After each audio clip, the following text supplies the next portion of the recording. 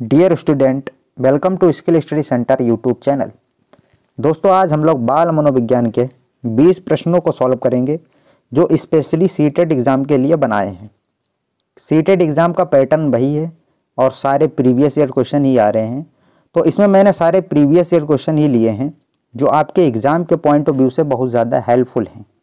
Video को अंत तक देखें, पेन और नोटबुक लेके बैठें ताकि आप इसको नोट भी कर सकें। मेरा आंसर बताने से पहले खुद प्रयास करिए कि आपका आंसर सही हो। तो चलिए शुरू करते हैं। पहला प्रश्न है, निम्नलिखित संरचनाओं में से शिक्षा का अधिकार अधिनियम 2009 किसकी वकालत करता है?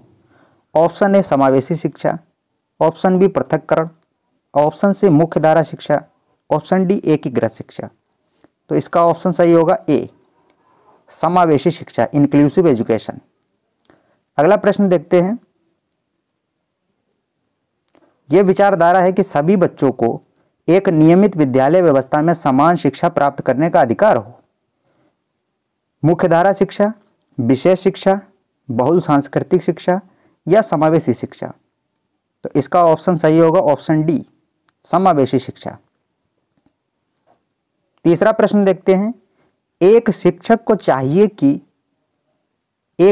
क्या चाहिए कि वह विशेष संस्कृतियों के बच्चों को बढ़ावा दे, या वह विद्यार्थियों के बीच सांस्कृतिक विभिन्नताओं तथा विविधता की अनदेखी करे, या संप्रेषित करे कि वह कक्ष में सभी संस्कृतियों का सम्मान करती है एवं महत्व देती है।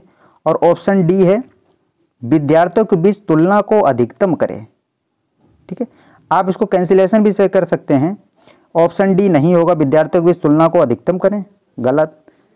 वह विद्यार्थियों के बीच सांस्कृतिक विभिन्नता तथा विविधताओं की अनदेखी करे, यह भी गलत। ऑप्शन सी सही होगा, यह संप्रेषित करे कि वह कक्ष में सभी संस्कृतियों का सम्मान करती है एवं महत्व देती है। ठीक है, अगला क्वेश्चन देखते हैं। प्रश्न नंबर 4, बच्चे प्रभावी रूप से सीखते हैं जब मैं पाठ्य पुस्तक में दिए गए तथ्यों को याद करना। देखो, जब भी याद करना या स्मरण करना आ जाए तो उसको आप कैंसिल कर दिया करो, ऑप्शन नहीं होगा। ऑप्शन बी कह रहा है वे श्याम पट्ट पर अध्यापक के द्वारा लिखे गए उत्तरों की नकल करते हैं, ये भी गलत। रट्टू तोता नहीं बनाना है बच्चों को। ऑप्शन सी कह रहा है वे विभिन्न गतिविधियों एवं कार्यों में सक्रिय रूप से भाग लेते हैं। ठीक है, देखो बच्चे को गतिविधियों यानी एक्टिविटी कराकर ही बच्चे सीखते हैं, तो ऑप्शन नंबर सी सही होगा। डी में था शिक्षक कक्षा में होने वाली सभी घटनाओं को बच्चों को पूर्ण रूप से नियंत्रित करता है, यह भी नहीं होगा। ठीक है, ऑप्शन सी सही था। पांचवा प्रश्न देखते हैं। ये सारे पूछे जा चुके हैं सीटेट एग्जाम में, और इस बार एग्जाम में सीटेट प्रीवियस ईयर क्वेश्चन ही पूछ रहा है। जो अभी 2 एग्जाम हुए थे, हालांकि कैंसिल हो गए, 16 दिसंबर को हुआ था, अब आगे होगा नहीं होगा ये भी नहीं पता। ठीक है, आप पढ़ते रहिए। पांचवा प्रश्न देखते हैं। बच्चों को कक्षा में प्रश्न, ऑप्शन है पूछने के लिए हतोत्साहित करना चाहिए, हतोत्साहित नहीं कर सकते हैं, ये तो गलत हो गया। पूछने की अनुमति नहीं देनी चाहिए, ये भी गलत हो गया। पूछने से रोकना चाहिए, ये भी नहीं। पूछने के लिए प्रेरित करना चाहिए, जब बच्चा ज़्यादा से ज़्यादा प्रश्न पूछेगा तभी तो सीखेगा, तो ऑप्शन डी करेक्ट होगा। छठा प्रश्न देखते हैं। निम्नलिखित में से कौन सी एक मुख्य प्रक्रिया नहीं है जिसके द्वारा सार्थक अधिगम घटित होता है? पुनरावृत्ति अभ्यास, निर्देश एवं संचालन, अन्वेषण एवं पारस्परिक क्रिया, कंठस्थीकरण एवं स्मरण। देखो, जहां भी स्मरण या कंठस्थ आ जाए वो निगेटिव इंपैक्ट डालता है, उसको तुरंत काट दे। अगर आंसर आपसे पॉजिटिव वे में पूछा जा रहा है तो ऑप्शन डी क्या हो जाएगा? सही हो जाएगा। सातवां को प्रश्न देखते हैं। बच्चों की गलतियां, इसका ऑप्शन आगे है, बच्चों की गलतियां बार बार अभ्यास करने के लिए कहकर तुरंत सुधार देनी चाहिए, तुरंत सुधार देनी चाहिए, ये तो नहीं होगा। अधिगम का एक भाग है तथा उनके विचारों में एक अंतर्दृष्टि देती है, ये सही लग रहा है। ऑप्शन सी देखते हैं। शिक्षण अधिगम प्रक्रिया में महत्वहीन है, महत्वहीन नहीं महत्वपूर्ण होती है, अगर महत्वपूर्ण होता तो ये सही हो जाता। ऑप्शन डी कह रहा है प्रदर्शित करती हैं कि बच्चे कितने लापरवाह हैं, गलत। तो ऑप्शन बी इसका सही आंसर होगा। अधिगम का एक भाग है, यानी बच्चा जब गलतियां करेगा तभी सीखेगा। अगर आपने थॉर्नडाइक का नियम पढ़ा है, बच्चे गलतियां करके ही सीखते हैं और त्रुटियां अधिगम का ही एक भाग है। उनके विचारों में एक अंतर्दृष्टि देती हैं, यानी एक सूझ देती हैं। ठीक है, अगला प्रश्न देखते हैं। 8वां प्रश्न है, मूल्यांकन को, ऑप्शन ए है, शिक्षण अधिगम प्रक्रिया का एक भाग होना चाहिए। केवल, देखो अगर प्रश्न में केवल लग जाए तो निगेटिव इंपैक्ट डालता है, इसको काट दें तुरंत। ऑप्शन सी है, वस्तुनिष्ठ प्रकार के लिखित कार्यों पर आधारित होना चाहिए, ये भी गलत। एक अलग गतिविधि, ये भी गलत के रूप में चाहिए। ऑप्शन ये सही हो जाएगा, शिक्षण अधिगम प्रक्रिया का एक भाग होना चाहिए। 9वां प्रश्न देखते हैं, संरचनात्मक दृष्टिकोण के अनुसार अधिगम है, अधिगम क्या है? ऑप्शन देखते हैं। एक निष्क्रिय एवं व्यक्तिपरक प्रक्रिया है, जानकारी के अर्जन की प्रक्रिया है, अनुभव के परिणाम के रूप में व्यवहार में परिवर्तन होने की प्रक्रिया है, एक सक्रिय एवं सामाजिक प्रक्रिया है।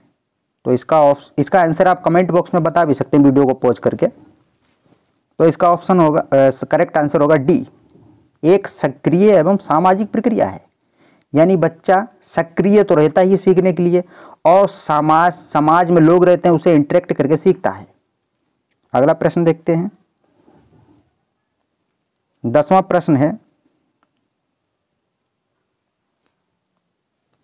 जब शिक्षक को विद्यार्थियों एवं उनकी योग्यताओं के बारे में सकारात्मक विश्वास होता है तब विद्यार्थी निश्चिंत हो जाते हैं तथा सीखने के लिए किसी भी तरह का प्रयास करना बंद कर देते हैं। गलत।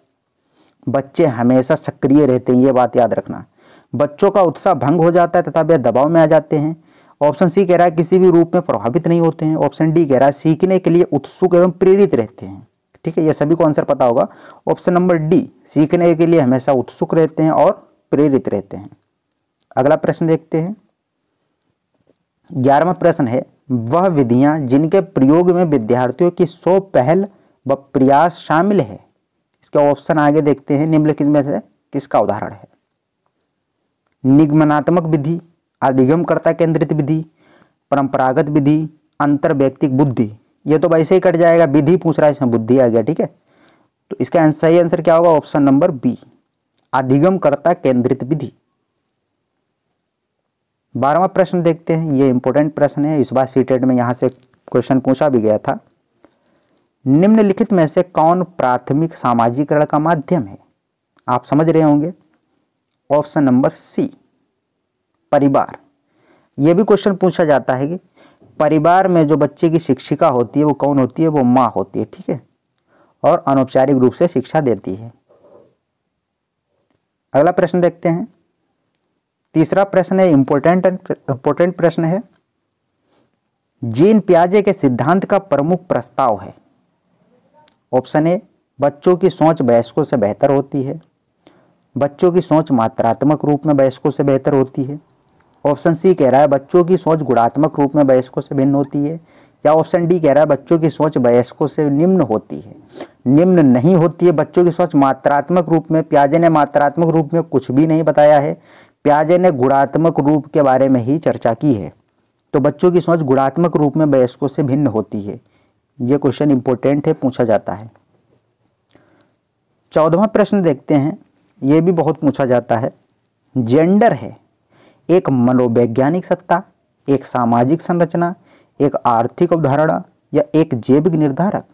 तो इसका आंसर सभी जानते होंगे, ये एक सामाजिक संरचना है। 15वां प्रश्न देखते हैं।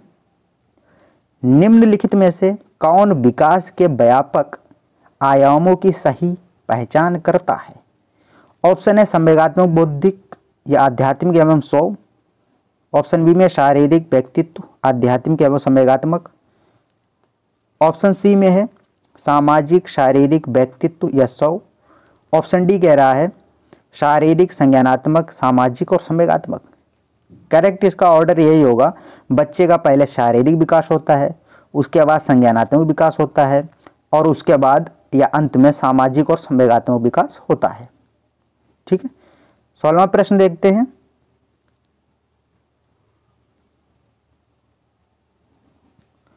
छोटा कर देते हैं इसको थोड़ा। 16वां प्रश्न है, बुद्धि के बारे में निम्नलिखित कथनों में से कौन सा सही है? ऑप्शन ए बुद्धि अनुभव के परिणाम के रूप में व्यवहार में एक अपेक्षाकृत स्थायी परिवर्तन है।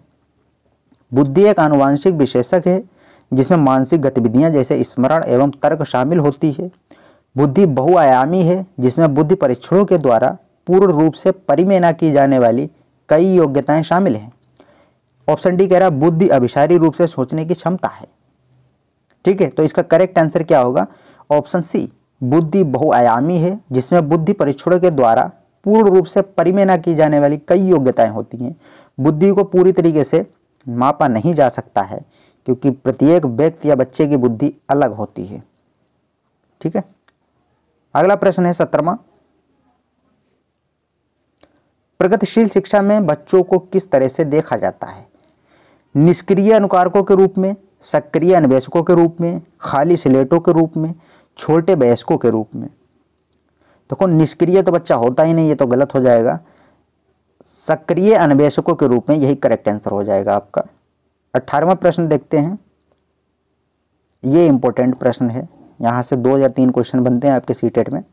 लेव वाइगोस्की के अनुसार अधिगम क्या है? देखो जब भी लेव वाइगोस्की पूछा जाए तो इनके हर नियम में सामाजिक शब्द जरूर जुड़ा होगा।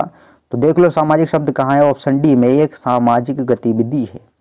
वाइगोस्की के अनुसार बच्चा समाज में इंटरेक्ट या कम्युनिकेट करके ही सीखता है।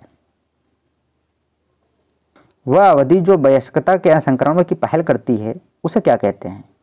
मध्य बाल्यावस्था, पूर्व क्रियात्मक अवधि, या बाल्यावस्था की समाप्ति, या किशोरावस्था। तो इसका सही ऑप्शन क्या होगा? हो जाएगा डी, किशोरावस्था। इस अवस्था में ना तो बालक होता है पूर्ण रूप से, ना ही पूर्ण रूप से किशोर होता है, बस किशोरावस्था में शुरुआत ही होती है। ये 13 से 19 या 12 से 19 या 18 चलती है। ठीक है, अगला प्रश्न देखते हैं 20। ये इंपॉर्टेंट प्रश्न है, कई बार पूछा गया है। मौखिक संवाद जो बच्चे अपने आप से करते हैं उन्हें लेव वाइगोस्की क्या कहते हैं? व्यक्तिगत वार्ता, भ्रांत वार्ता, समस्यात्मक वार्ता, या अहम केंद्रित वार्ता। ऑप्शन क्या हो जाएगा इसका? व्यक्तिगत वार्ता। और ये शब्द लिखा है अहम केंद्रित, इसको पियाजे कहते हैं। ठीक है, पियाजे किस क्या कहते हैं? अहम केंद्रित वार्ता। ये याद रखना बहुत इंपॉर्टेंट है। लेव वाइगोस्की क्या कहते हैं? व्यक्तिगत वार्ता। तो आई होप दोस्तों आपको वीडियो पसंद आया होगा। अगर आपको वीडियो पसंद आया तो एक लाइक करके जरूर जाएं, और अगर आप नए व्यूअर हैं तो चैनल को सब्सक्राइब भी कर लें। Thanks for watching, bye bye, take care. मिलते हैं नेक्स्ट वीडियो में।